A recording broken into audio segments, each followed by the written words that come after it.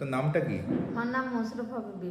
আচ্ছা, আপনার সমস্যাটা কি হয়েছিল বলুন তো? ও পায়খানা রাস্তায় আমার টিউমার ছিল। হুম। এই টিউমারটা বহরমপুরে ডাক্তারে অপারেশন করবে বললো, পাইব না বললো।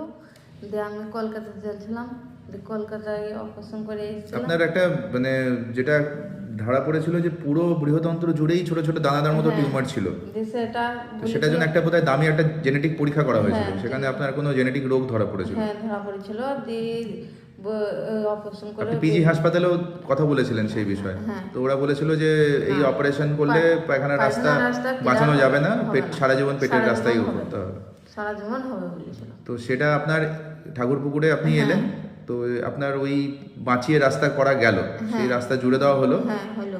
এবং 1 মাস হলো আপনার ওই যে ছোট মলদার বার করা হয়েছিল সেটাও ঢুকিয়ে দেওয়া হয়েছে। ঢুকিয়ে দেওয়া হয়েছে। কিন্তু আপনি এখন সুস্থ ধরে আছি। রাখতে পারছেন। হ্যাঁ, ধরে 5-6 ঘন্টা আমি ধরে রাখতে পারছি। তো এটা তো মানে আপনার বৃহদন্ত্র সম্পূর্ণভাবে বেরিয়ে গেছে শরীর হ্যাঁ। থেকে, কিন্তু তা সত্ত্বেও আপনি যে মল ধরে রাখতে পারছেন, এটাই তো অনেক হ্যাঁ, বিশাল জিনিস। আমার ডাক্তারবাবু ছিল তো, তার লেগে ভালো হয়েছে।